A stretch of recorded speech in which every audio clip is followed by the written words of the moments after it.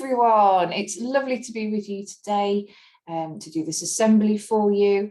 For those of you that don't know, my name is Keri and I work at St James's Church and St Michael's Church as a children and families worker. So it's really lovely to be here with you today. As you can see from my tree behind me, we are starting to think about Christmas. Christmas is nearly upon us. And Christmas is a really exciting time, isn't it? Full of presents and nice food, doing lots of different things, seeing lots of different people. So it's a really exciting time, isn't it? And Christmas is also a time full of surprises. Now, you might get some surprise presents. You might have some surprise visitors. You might go on some surprise outings even. And it's a time where we tend to like to dress up, isn't it? And dress our pets up. So I hope you like that picture. I thought that was quite sweet with the cats and their Christmas outfits. Very surprising. We do surprising things at Christmas, don't we? Lots of weird and wonderful and surprising things. And as it's Christmas, as you've probably guessed, I am going to be talking to you about part of the Christmas story, focusing on when the wise men went to visit the baby Jesus. Now, you might think, oh, I've heard this story so many times before. There can't possibly be anything I'm surprised about. But, well, I might have found 3 surprises in the story that you might not have thought about before. So, shall we have a look together and we'll see what those surprises are? So, first surprise number 1. When the wise men went looking for the baby Jesus, they asked the obvious question: where is the one that has been born King of the Jews? Where is he? Now, Jesus is a king. Where would you expect a king to be born? You'd expect him to be born in a royal palace, covered in gold, surrounded by servants. Or you'd expect him to be born in a lovely hospital, really clean, probably somewhere like Rome, in the centre of the Roman Empire, or maybe even in Athens, the centre of the cultured Greek Empire. So that's where you'd expect a king to be born. But this king wasn't born in a palace, or even a hospital, or even in a city. So when we look at the Bible, when we look at the Gospel of Matthew, he tells us in Matthew 2, verse 1, that Jesus was born in Bethlehem in Judea. He was born in a tiny village, miles from anywhere. And then when we look at the Gospel of Luke, we find out that his mother Mary wrapped her newborn in cloths and laid him in a feeding trough. We sometimes call that a manger. So that's surprising, isn't it? Jesus would never be a normal king. He never lived in a palace. He never had servants. It's as if he wanted to be as normal as possible, just like you and me. That's our first surprise, and I've got a little picture here just to show us. There we go. Jesus, sorry about the light on that, in a manger or a feeding trough. And I don't know if you can see, it's quite small. I've got my little nativity scene as well. So there he is there in the manger or the feeding trough in the stable. So that's our first surprise. So let's think about our second surprise now. How do you think our wise men, who I've also got on here, were going to find baby Jesus? Let's have a little think about that one, because that's quite surprising.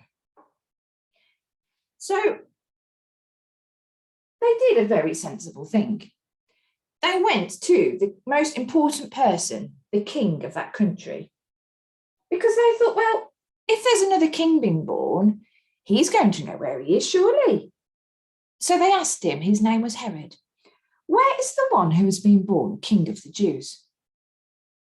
Well, King Herod went absolutely mad. How could there be another king other than him? And one that people had travelled so far to see. He needed to find this king and get rid of him. So he needed some help. He asked his chief priests, his teachers of the law, bring me anyone. Where is this king meant to be born? And they found a bold prophecy that had been written 700 years before by a prophet called Micah. Now, Micah was a messenger from God, so that's a prophet. And God gave him a message to give to God's people. But that message wouldn't make sense until today. And so the message was, but you, Bethlehem, in the land of Judah, are by no means least among the rulers of Judah. For out of you will come a ruler who will be shepherd of my people, Israel. Bethlehem, he's to be born in Bethlehem. And let's read what happened next. After they had heard the king, they went on their way. And the star that they had seen in the east went ahead of them until it stopped over the place where the child was. And you can see my star there, look at my stable. So there's our second surprise. How did the wise men find where the king had been born? So the first thing was a 700-year-old message sent by a prophet. I'm sorry it's a bit small, but you can see on my picture there. There he is, look, one of Herod's advisors it probably came on a scroll, they would have read it out. This is the prophecy. This is where he's going to be born. And the second way they found him was from a star. So it's not your normal navigation technique, is it? They didn't use a sat-nav to get there. They used a prophecy on a scroll and a star. So this baby must have been somebody very special. And these were God's ways of saying that he had been sent straight from him with a very special job to do. So there's surprise number 2. So let's think about our third and final surprise. What did our wise men do when they first saw baby Jesus? What did they do? Now, think back. If you've ever met a newborn baby, you might have a baby brother or a sister, or you might have another family member or a friend who's had a baby. What would you normally do when you met the baby for the first time? You might hold them. You might give them a little stroke on their head. You might hold their hand. You might give them a little present.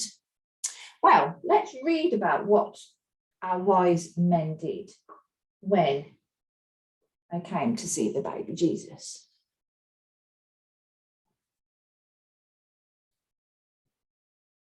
On coming to the house, they saw the child with his mother Mary, and they bowed down and they worshipped him. Now, have you ever seen anybody do that when they first met a baby? And what does it tell us about this baby? Well, it tells us that this baby was very, very special indeed. So let's put our surprises together. So we have a king who was born in a tiny village in the middle of nowhere and laid in an eating trough or a manger. This was a king who was ordinary like you and me. It was a king who had a 700-year-old message and a star to direct visitors to him. God wanted everybody to find him and to know that a special king had been born. And this was a king who wise men worshipped. This baby was surprising, the surprise of Christmas. But why? Well, his name is in the clue. Jesus means God saves. And I believe that this surprising king was born to save. And that's what we find out a bit more about in the Easter story. But I think you'll have to wait a few months for that one. We're not quite at Easter yet, are we? So all that's left for me to say, children, is I hope you have a wonderful Christmas and a surprising Christmas. Shall we say a prayer to finish? Dear God, we thank you for Christmas time. We thank you for all the fun that we have, all the surprises. And we especially thank you for the Christmas story, for the biggest surprises of them all. And we thank you for sending your son, Jesus, into the world as a baby to save. Help us all to have a lovely, safe, wonderful Christmas. Amen. So thank you so much for listening.